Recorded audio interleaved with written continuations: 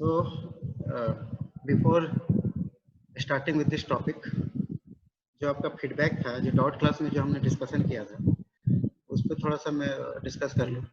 जो 2-3 बातें थी आपके, उसमें एक था general pathogenetic mechanism of bacteria virus, इसका क्लास किसी वजह से नहीं हुआ था, आपको उसका जानकारी चाहिए था, तो मैंने भेजा था पीडीएफ। देखा था आपने? और किसी ने पढ़ के देखा है उसको? Yes sir. किसी ने देखा है? Yes sir. Yes sir. तो उसको अभी क्लास की तरह तो हम लोग उसको डील नहीं कर पाए हैं, लेकिन मैंने एक नोट भेज दिया है, उसको देखिए, जहाँ पे प्रॉब्लम होगा उसको डिस्कस कीजिएगा। जो वायरस इंड्यूस्ड सेल इंजरी और बैक्टीरिया इंड्यूस्ड सेल इंजरी के नाम से जो हमने भेजा है ना, वही है basically general pathogenetic mechanism of virus and bacteria, एक ये है। तो मैंने आपको सर क्लियर कट और रिवर्सिबल और इरिवर्सिबल इंजरी भी क्लियर नहीं है। नहीं, मैं बात सिर्फ उसका कर रहा हूँ जो पिछले क्लास, मतलब पिछले डॉट क्लास में जो हम लोगों ने डिस्कस किया था। सेल इंजरी का कोई ऐसा इश्यू पिछले क्लास में आपने नहीं बताया था, है ना? उस दिन ऐसा कोई बात नहीं हुआ था सेल इंजरी से रिलेटेड, लेकिन ये जो आप अभी कह रहे हैं तो ठीक है, इसको भी हम लोग नोट करेंगे, सेल इंजरी का डिस्कशन से रिलेटेड। तो उससे पहले हम लोग जो लास्ट क्लास का जो डिस्कशन था ना, उसको डील कर लेते हैं।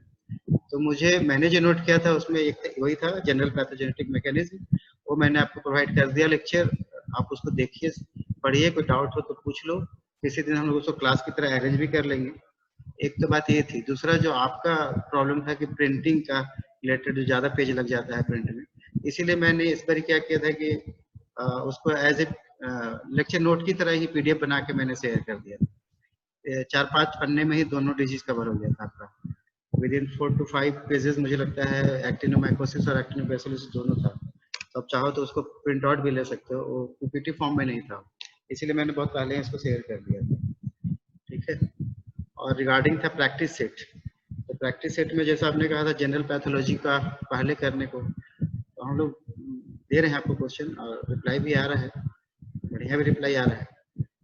आज को ये कह रहे थे कि हम लोग बस जनरल पैथोलॉजी के नोट्स नहीं लाए हैं, तो स्पेशल पैथोलॉजी से शुरू करें, वो थोड़े से हैं आपके प्रॉब्लम, तो ज़्यादा नहीं है। जनरल पैथोलॉजी में 1-2 सेट और हो जाए तो मुझे लगता है कंप्लीट हो जाएगा, फिर उसके बाद हम लोग स्पेशल पैथोलॉजी शुरू करेंगे, ठीक है। और कोई इसी था क्या? एक सेल इंजरी बता रहे हो, इसके अलावा कोई और प्रॉब्लम?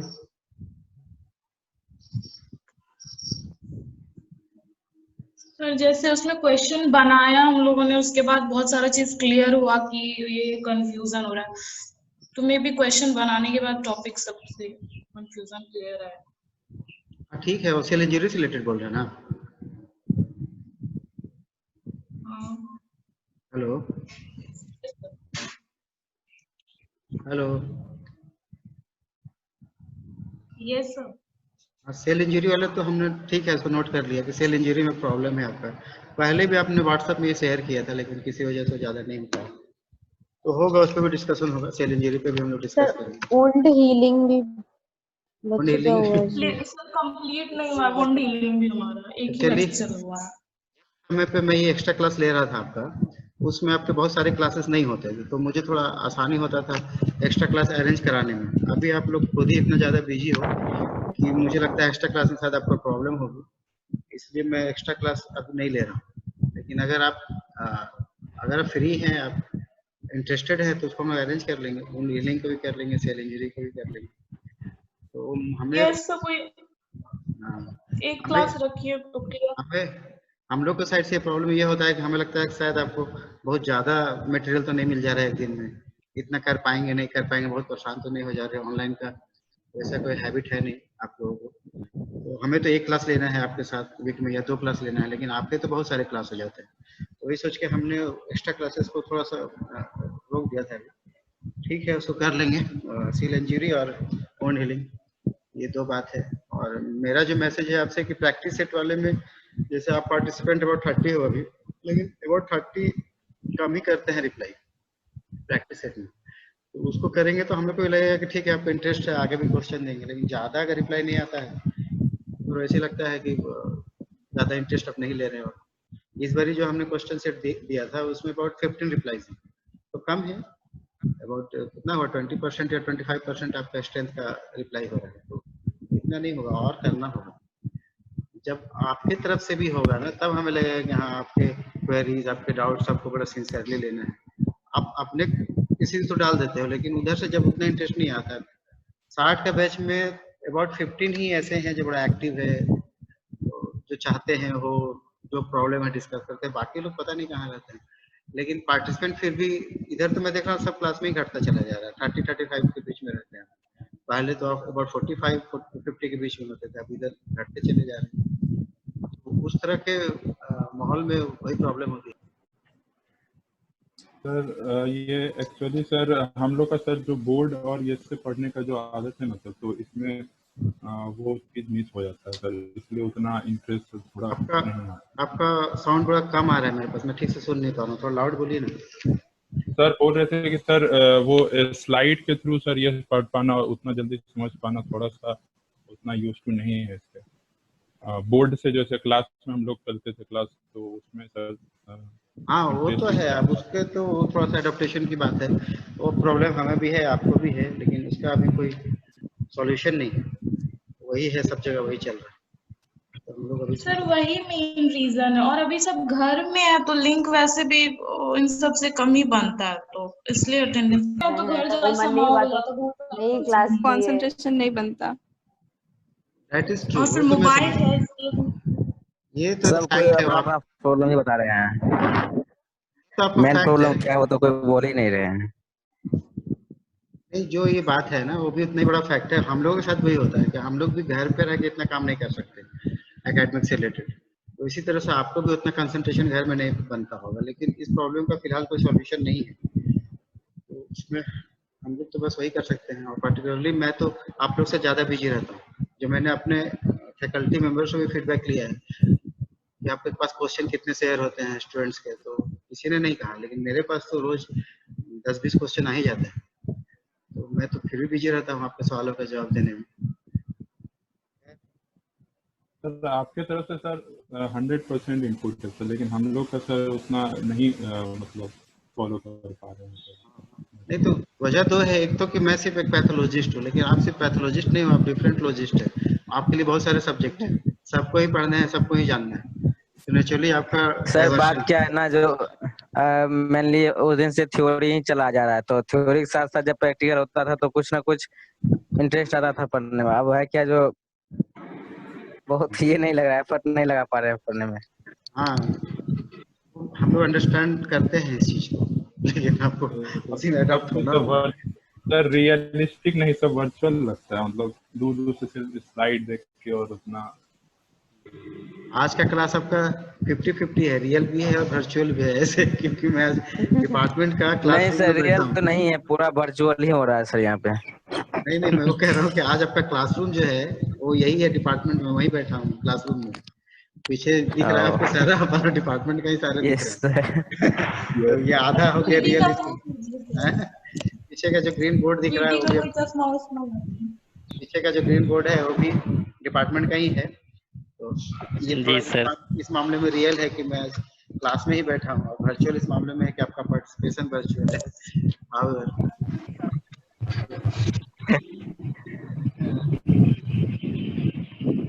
तो वी शुड स्टार्ट ना, मुझे लगता है कि थोड़ा टाइम कम हो जाएगा। Yes. So topic, I have taken both actinomycosis and actinobacillosis, but my main focus will be on the actinomycosis. So you know these bacteria are grouped under higher bacteria because they resemble fungus in their structure, like and their mechanism of pathogenesis also resemble with fungus, with Mycobacterium, with Corynebacterium, with Nocardia. So these are some groups of bacteria which resembles in their structure and their pathogenesis mechanism. So you have read Mycobacterium of this group, which is responsible for causing granulomatous inflammation. Similarly, actinomycosis also causes granuloma formation, granulomatous inflammation. इसके अलावा actinomycosis की जो सबसे important बात है, इसकी सबसे important बात ये है, ये बैक्टीरिया यूजुअली बॉडी के नॉर्मल इनहिबिटेंट है. These are normally found inside the particularly in the upper respiratory tract and digestive system of animals. Different species अलग-अलग एनिमल्स में होंगे. एक्टिनोमाइसिस के अलग-अलग स्पीसीज अलग-अलग एनिमल्स में होंगे, लेकिन जो हमारे एम्फेसिस है बेसिकली आज का जो टॉपिक में एक्टिनोमाइसिस बोविस है, जो कि लंपी जॉ के लिए रिस्पॉन्सिबल है. तो this bacteria is normally found in the GIT. Actinomyces के बैक्टीरिया नॉर्मली पाए जाते हैं.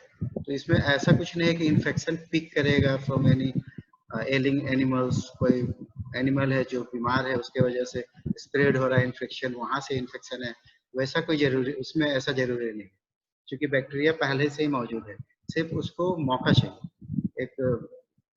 एक प्रेसिपिटेटिंग काउच चाहिए, प्रीडिस्पोजिंग काउच चाहिए, जिसकी वजह से फ्लेयर अप कर सके और अपना सिम्टम और पैथोजेनेसिस प्रोड्यूस कर सके. दूसरी इंपॉर्टेंट बात रिलेटेड टू दिस बैक्टीरिया है कि जैसे टीबी में आपने देखा था कि वो बैक्टीरिया कोई टॉक्सिन्स लिबरेट नहीं करता, आइदर ग्राम पॉजिटिव हो या ग्राम नेगेटिव हो, कोई एंडोटॉक्सिन्स कोई एक्सोटॉक्सिन्स, इस तरह के टॉक्सिन्स रिस्पांसिबल नहीं होते इसके पैथोजेनेसिस में. जैसे बैक्टीरिया टीबी में आपने देखा था that was due to hypersensitive reaction, वैसे ही एक्टिनोमाइकोसिस में कोई टॉक्सिन्स रिस्पांसिबल नहीं. यहाँ जो भी जो है that is due to physical actions of the bacteria, no toxin.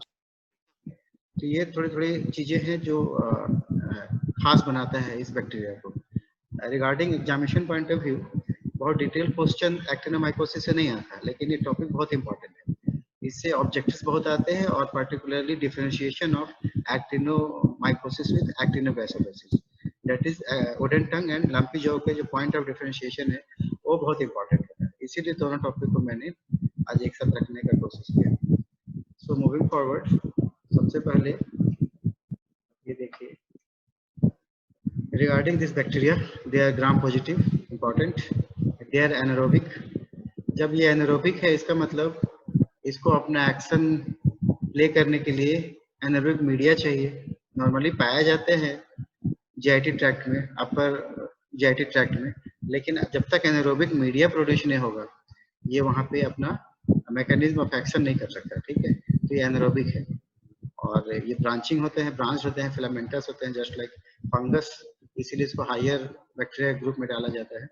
And as I was saying, this are normal flora of the oral and nasopharyngeal membrane पाया जाता है, and they can produce disease when some predisposing factors they met with.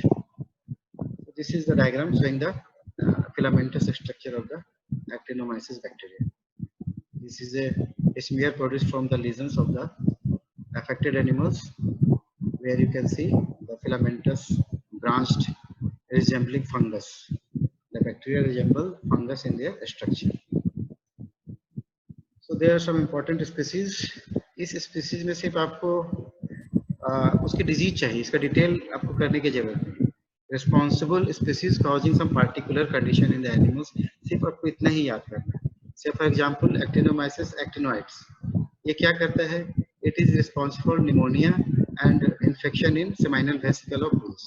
तो cattle के case में pneumonia और seminal vesicles में infection cause करता है एक्टिनोइड्स. तो बस आपको इतना ही जानना है, इसका डिटेल स्टोरी आपको नहीं करना. Next is actinomyces Israeli. So it is related to pyogranulomatous inflammation in humans but also in pigs and cattle. तो अगर ऑब्जेक्टिव में आता है which species is particularly important for human, तो आपका ऑप्शन ये होना चाहिए, आंसर ये होना चाहिए, Actinomyces israeli. ठीक है. Next is Actinomyces neslundi. So this cause suppression in porcine fetus, causing abortion, suppression in swine fetus. Similarly, there is Actinomyces suis. This causes pyogranulomatous. Pyo means pus. Granulomatous, you know, granular formation in mastitis. ठीक है, resembling botryomicosis. Next is Actinomyces hordeolvulnerus. So this is responsible for disease in dogs, in canines. Next is Actinomyces viscus. It is also causing disease in dogs. Now, most important and today's topic is Actinomyces bovis. You know it causes lumpy jaw in cattle. Apart from cattle, it can also affect sheep, pigs, dogs, and also humans. can also cause lumpy jaw condition in humans. And for objective point of view, these bacteria along with Brucella abortus is associated with fistulous withers and pole evil in horses. So in objective, when option will be Actinomyces bovis and Brucella abortus both, then you have to take both for causing the condition of fistulous withers and pole evil in horses. So this point is important from objective point of view. Now I will detail with lumpy jaw. ठीक है ना? There can be more species. इससे ज़्यादा भी species है जो important है objective point of view से उसको हमने लिया है. There is long list of species. लेकिन आपको इतना जरूरी है at least आपको इतना जानना है. ठीक है? Regarding lumpy jaw, कोई थोड़ा सा उसमें डिस्कस कर सकते हो क्या? कुछ बता सकते हैं regarding lumpy jaw? आप पढ़े हैं माइक्रो में या किसी दूसरे सब्जेक्ट में?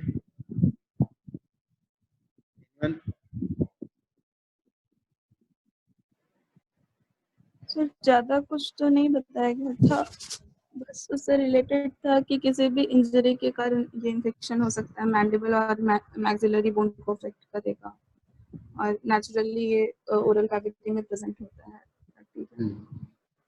तो सेकंड पॉइंट तो वी हैव डिस्कस, जब कह रहे हैं कि ओरल कैविटी में पाया जाता है, पर डाइजेस्टिव ट्रैक्ट में, इवन अपर रेस्पिरेटरी ट्रैक्ट में पाया जाता है. ये बात तो हो गई. दूसरी वाली बात है हार्ट टिश्यू को अफेक्ट करता है, म्यूकस मेम्ब्रेन में प्रेजेंट होता है. हाँ राइट. वन दूसरा जो इम्पोर्टेंट बात आप ये कह रहे हो कि इट अफेक्ट हार्ट टिश्यू. ठीक है ना? ये बात है. और कुछ एनीथिंग एल्स? पेनफुल स्वेलिंग हो जाता है जॉ में और फिस्टुलर ट्रैक्ट के फॉर्म में. राइट. ये बात इम्पोर्टेंट है. रिगार्डिंग पेनफुल में थोड़ा सा उसके लिए ग्रैनुलोमेटस स्वेलिंग भी होती है सर, जिससे कि पस टाइप का फॉर्मेशन हो जाता है. एक्सुडेट और पस फ्लो से बहता है. सल्फर ग्रैन्यूल्स वो मेनली कंटेन करता है yellow colour. Right. Painful swelling होता है सर इसमें. राइट. तो मुझे वो मैसेज आ रहा है मैंडिबुलर और मैक्सिलरी बोन इफेक्ट होता है. Very good. ये जूम से वो आ रहा है मैसेज टाइमिंग कर कि आपके पास 10 मिनट रह गया है और मुझे लगता है naturally we can not complete it within 10 minutes और इसके बाद आपका क्लास भी है, लेकिन मुझे लगता है 20 मिनट होता है आपके पास. 12:30 से होगा तो हम फिर से ऐड करेंगे फॉर 20 मिनट्स, है ना? अगर ये कट जाए तो हम दोबारा ऐड कर लेंगे. ठीक है. जो आप कह रहे हैं सारे बातें आपके ठीक है. थोड़ा सा मैं एलिब्रेट कर दूं. आपने कहा कि हार्ट टिश्यू को अफेक्ट करता है. आपने कहा बेसिकली माइक स्टेबल नहीं हो रहा है या फिर बहुत हवा चल रही है आपकी साइड लगातार सर, वो बीच बीच में साउंड आ रहा है हवा का. मैं फैन ऑफ करता हूँ. ठीक है ना? फैन तो मैंने ऑफ कर दिया, प्रोबेबली अब थोड़ा सा क्लियर साउंड जा रहा है ऑडिबल.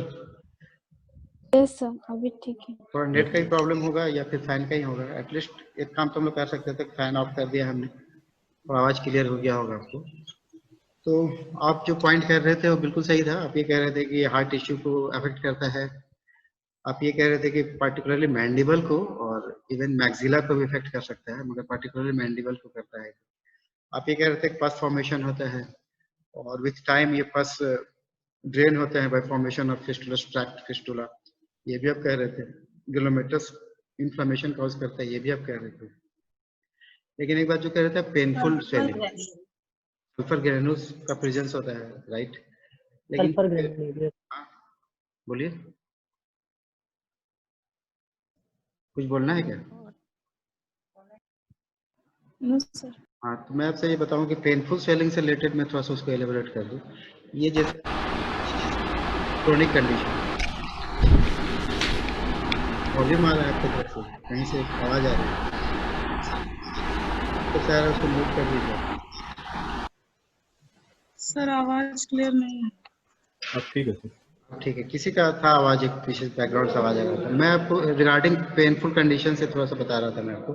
ये क्रोनिक कंडीशन है, इसमें ईयर्स लगते हैं. अबाउट 1 ईयर लग जाता है पूरा उसका सिम्टम मतलब सिम्टम का पूरा एक्सप्रेस होने में 1-1 साल तक लग जाते हैं. तो जब शुरू का जब स्वेलिंग होता है, इनिशियल स्टेज में जो स्वेलिंग मिलेगा वो पेनफुल नहीं होता, वो पेनलेस होता है. ठीक है. But with time about 8 to 10 months later, करीब 6 महीना साल भर के बाद वो जो स्वेलिंग होते हैं ना वो पेनफुल हो जाता है. इनिशियल स्वेलिंग पेनलेस होते हैं, बाद में बड़ा पेनफुल हो जाता है।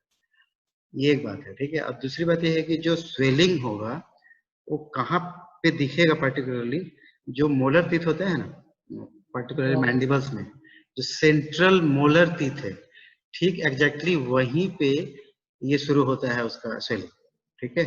इनिशियल स्टेज में हार्ड होंगे मगर पेनलेस होंगे, but with time it becomes painful.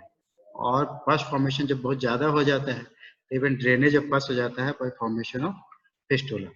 ये कुछ बात है। तो अब इसका डेफिनेशन में आप देखो, लोकलाइज्ड है, इसका मतलब basically hard tissue of the head, mandibles, maxilla, कभी कभी ये इधर उधर डिसेंड कर जाते हैं सॉफ्ट टिश्यूज में भी, अदर स्ट्रक्चर में भी फेस का।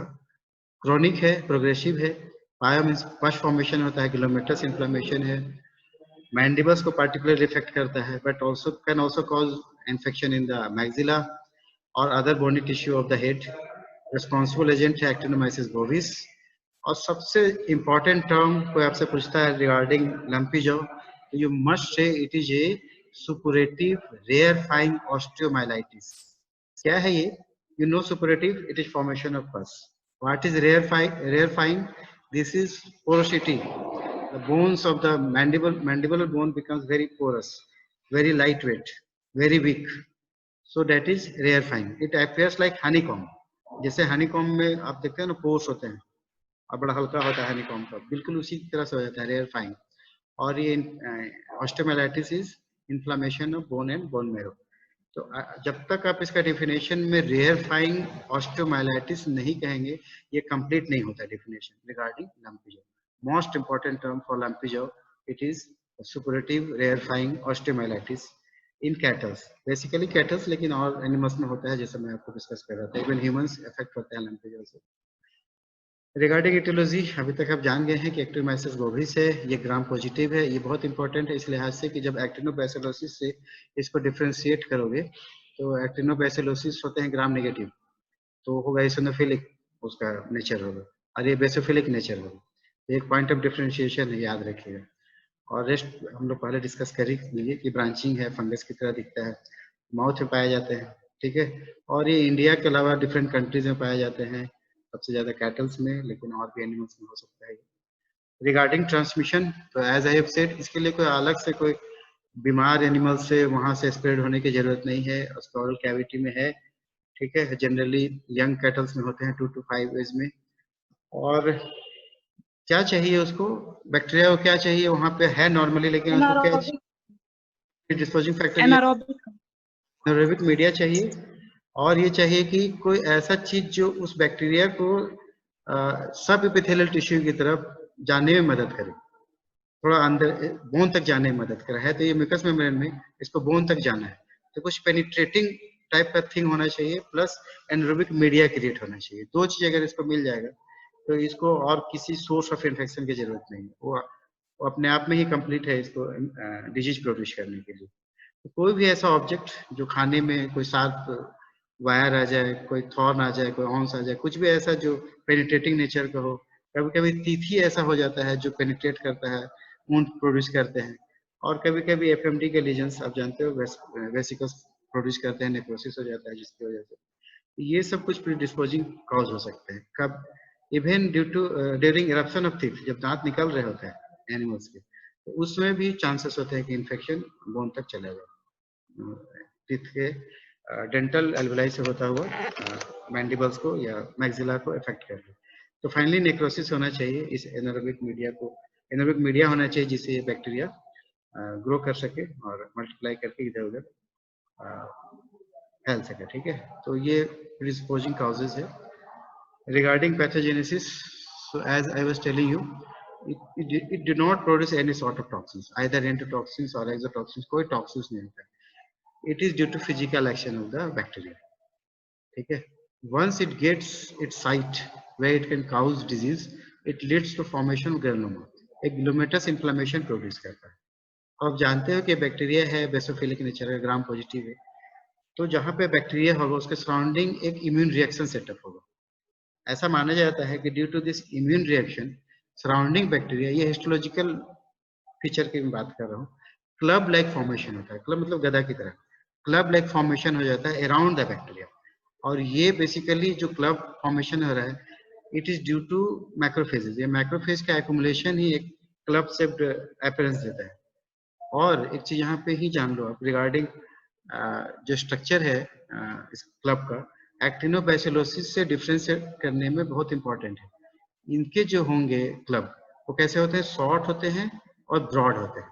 और एक्टिनोबैसिलोसिस भी बिल्कुल वैसा ही होता है क्लब, लेकिन उसके क्लब पतले होते हैं और लंबे होते हैं, थीन होते हैं, सिलेंडर होते हैं, लॉन्ग होते हैं। इसके शॉर्ट होते हैं, ब्रॉड होते हैं। ठीक है, तो एक्टिनोबैसिलोसिस के सेंटर में जो कॉलोनी होगा कैसा होगा, इसिनोफिलिक होगा, that is due to gram negative bacteria. इसका कॉलोनी कैसा होगा, बेसोफिलिक होगा, that is due to gram positive. एक तो कॉलोनी का कलर प्लस इस क्लब का शेप, तो ये एक इम्पॉर्टेंट पॉइंट है from differentiating it with the actinobacillosis. ठीक है, अब यहाँ जो ग्लोमेरुलस इन्फ्लेमेशन सेटअप होगा उसकी वजह से न्यूट्रोफिल्स होंगे, near to neutrophils there will be histiocytes, epithelial cells, plasma lymphocytes, plasma cells, eosinophils, and in the center there will be pus, formation of pus. ठीक है, और ये pus in the form of sulfur granules। मैं आपको री-ऐड कर लूंगा, कटने को है बस, कुछ सेकेंड ही बच गया है, तो आप उसी पे ऐड हो जाइएगा। तो ये पस येलो कलर के होते हैं और due to accumulation of pus it forms granules, जिसको कहते हैं सल्फर ग्रेन्यूल्स। सल्फर ग्रेन्यूल्स का भी इंपॉर्टेंस है सिर्फ डिजीज डायग्नोसिस में, डिजीज डिफरेंशिएशन में भी। आप जैसे जानते हो कि एक्टिनोबैसिलोसिस में भी सल्फर ग्रेन्यूल्स बनते हैं, इसमें भी सल्फर ग्रेन्यूल्स बनते हैं, लेकिन दोनों में फिर भी डिफरेंस है। मेजर डिफरेंस क्या है, मेजर डिफरेंस ये है कि इसके जो सल्फर ग्रेन्यूल्स होते हैं वो ज्यादा हार्ड नहीं होते।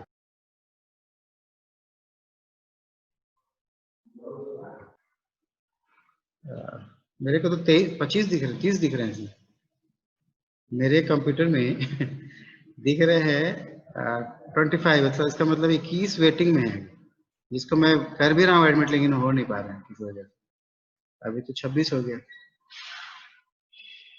चलो टाइम नहीं है अब, जो है सब आता है मेरे में सी वेटिंग रूम, इतने लोग वेट कर रहे हैं, मैं एडमिट कर भी रहा हूँ, लेकिन पता नहीं क्यों नहीं हो पा रहा। अब 17 हुआ पड़ रहा है।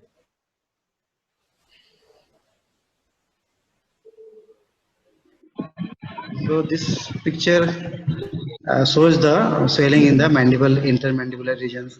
इसमें भी देख सकते हो इंटरमैंडिबुलर स्वेलिंग भी है प्लस मैंडिबुलर स्वेलिंग से। तो मेन सिम्टम तो यही है swelling of the mandibular bone. Maxilla भी इन्वॉल्व हो सकते हैं, लेकिन main change, initial change mandibles में ही होता है। ग्रॉस लीजन्स जैसा मैं कह रहा था कि स्लो ग्रोइंग है, क्रोनिक है, बहुत लंबा टाइम लगता है, इवन ईयर लग जाता है, हार्ड होता है, पेनलेस होता है। ठीक है, ये पेनलेस होते हैं शुरू में, और कहाँ शुरू होते हैं, at the level of central molar teeth of mandible. Later on after about 8 to 10 months वो पेनफुल हो जाता है, पेनलेस नहीं होता है, इसको याद रखिएगा। ठीक है, और ग्लोमेरुलस इन्फ्लेमेशन के जितने भी फीचर होंगे बोन में वो आपको दिखने को मिलेगा। अल्सरेशन हो सकता है, पस का ड्रेनेज होगा, periosteum, due to irritation in the periosteum sub periosteal bone formation होगा, ड्यू टू रीजनरेशन भी और ड्यू टू इरिटेशन भी सब पेरिस्ट्रियल बोन फॉर्मेशन शुरू हो जाएंगे। ठीक है, लिम्फ नोड्स इन्वॉल्व नहीं होता, इसको याद रखिएगा। And the disease also not spread through the lymphatic channels, ये इसका मेन पॉइंट है। कुछ बुक्स में लिखा हुआ है लिम्फ नोड्स और लिम्फेटिक चैनल्स भी लिखे हुए हैं, लेकिन majority of the case, majority of the books ये कहता है कि इस केस में लिम्फ नोड्स या लिम्फ वेसल्स का इन्वॉल्वमेंट नहीं है। ठीक है, एक्टिनोबैसिलोसिस से एक इम्पॉर्टेंट पॉइंट है डिफरेंशिएशन का। तो देखो कैसा है honeycomb like appearance, rarefying of the mandibles, bone कैसे हो जाता है, ये मैक्सिला है, ये मैंडिबल्स है, यू कैन सी रेयरफाइंग कंडीशन, कितना लाइट वेट, कितना वीक, कितना पोरोसिटी हो गया है बोन का। माइक्रोस्कोपिक लीजन जैसा मैं आपसे कह रहा था, सेंट्रल कॉलोनी कैसा होगा, बेसोफिलिक ग्राम पॉजिटिव बैक्टीरिया का होगा, ब्लू कलर का होगा, और इसे क्लब कैसे होंगे, शॉर्ट होंगे और ब्रॉड होंगे, छोटे होते हैं और थोड़े ब्रॉड होते हैं club, that is form due to immune reactions. Surrounding to this club shaped there will be neutrophils, histiocyte, epithelial cells, giant cells, lymphocytes, plasma cells, eosinophils, इस तरह के स्ट्रक्चर, इस तरह के सेल्स का फॉर्मेशन। इस डायग्राम में देखिए, this is a sulphur granule, है ना, एक सल्फर ग्रैन्यूल है और ये सारे इन्वेडिंग इन्फिल्ट्रेटिंग सेल्स हैं, जिसको आप लिम्फोसाइट्स, एपिथेलाइट सेल्स, इस तरह के सारे सेल्स का इन्फिल्ट्रेशन है।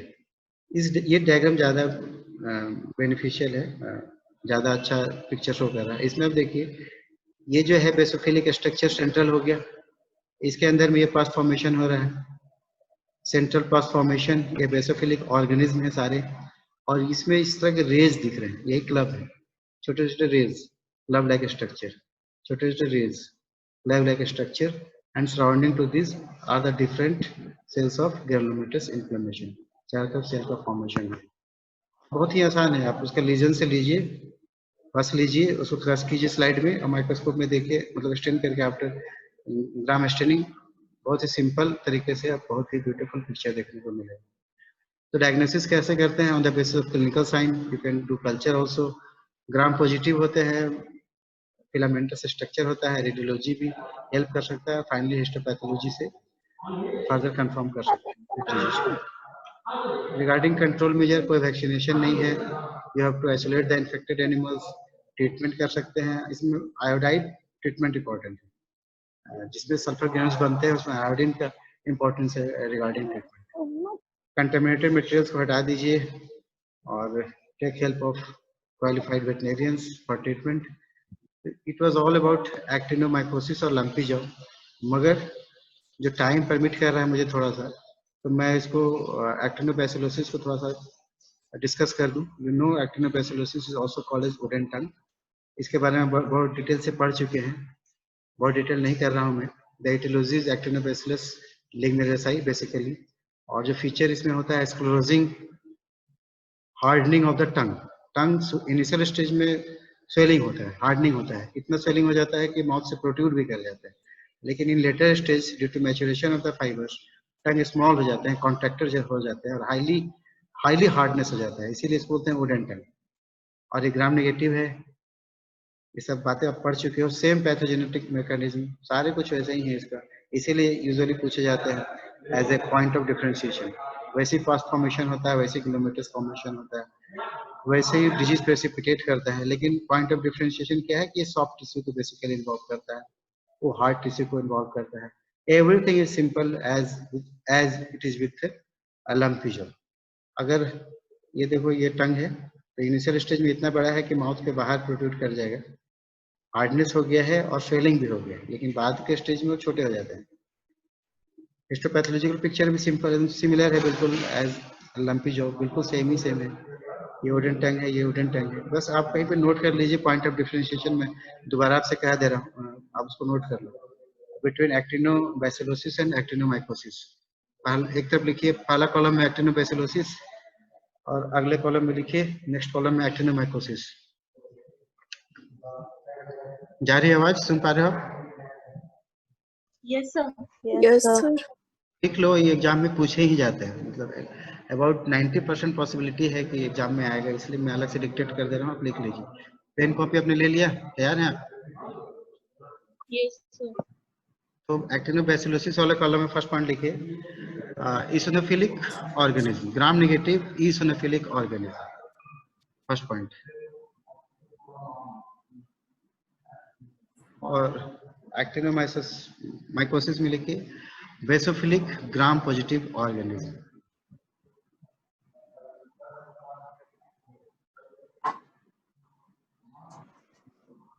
नेक्स्ट पॉइंट लिखिए द सेंट्रल कॉलोनी, एक्टिनोबैसिलोसिस की तरफ लिख रहे हैं आप, सेंट्रल कॉलोनी इज स्मॉल, जो कॉलोनी स्टेन करते हैं ना छोटा दिखता है इन कंपैरिजन टू एक्टिनोमाइकोसिस, तो सेंट्रल कॉलोनी इज स्मॉल, और एक्टिनोमाइसिस में लिखे इज बिगर, उसके मुकाबले इसका कॉलोनी बड़ा होता है।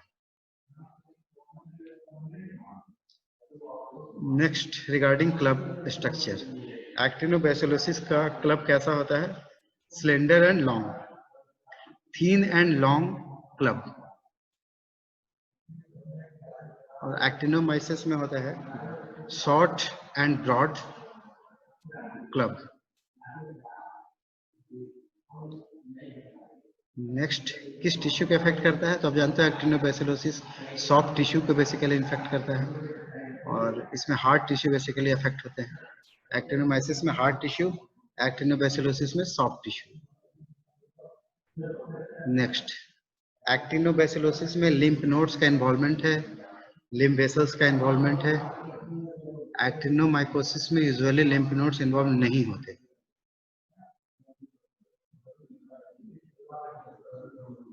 नेक्स्ट, एक्टिनोमाइकोसिस का केस ह्यूमन में बहुत ज्यादा दिखता है, डॉग्स में भी दिखते हैं, मगर एक्टिनोबैसिलोसिस के केस में डॉग्स अफेक्टेड नहीं होते और ह्यूमन का केस भी रेयर है। एक्टिनोबैसिलोसिस में ह्यूमन रेयरली इफेक्ट होते हैं, डॉग इफेक्ट नहीं होते, लेकिन एक्टिनोमाइकोसिस में ह्यूमन बहुत इफेक्ट होता है, डॉग्स में भी इफेक्शन होता है। एक्टिनोबैसिलोसिस बेसिकली कैटल एंड सिप का है, उसी तरीके से एक्टिनोमाइकोसिस में सिप इन्वॉल्व नहीं है, सिप कोई इफेक्ट नहीं करता यूजुअली, मेजर डिजीज सिप में नहीं होता। नेक्स्ट, मैंने बताया कि सल्फर ग्रैन्यूल्स होते हैं, वो एक्टिनोबैसिलोसिस का हार्ड होता है। Sulphur granules are hard in actinobacillosis, और एक्टिनोमाइकोसिस में हार्ड तो होते हैं मगर उसके कंपैरिजन में सॉफ्ट होता है, तो कंपैरेटिवली सॉफ्टर एक्टिनोबैसिलोसिस के कंपैरिजन से। नेक्स्ट, एक्टिनोबैसिलोसिस में जो ग्लोमेरुलस इन्फ्लेमेशन है, जो सेल्स का इन्फिल्ट्रेशन है, वो इतना ज्यादा नहीं है जितना एक्टिनोमाइसिस में होता है। एक्टिनोमाइसिस में बहुत ज्यादा इन्वॉल्वमेंट है ग्लोमेरुलस सेल्स के, जो इन्फिल्ट्रेटिव सेल्स है बहुत ज्यादा पाया जाएगा, और एक्टिनोबैसिलोसिस में इन्वॉल्वमेंट है मगर इसके कंपैरिजन में कम है।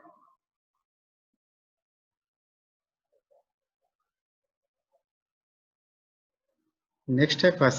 पस जैसे मैं कह रहा हूँ कि बड़ा थिक और स्मॉल क्वांटिटी में और हनी लाइक अपीयरेंस होता है एक्टिनोमाइसिस के केस में, और इन एक्टिनोबैसिलोसिस इस पस का कंसिस्टेंसी हनी लाइक नहीं होता, उतना थिक नहीं होता।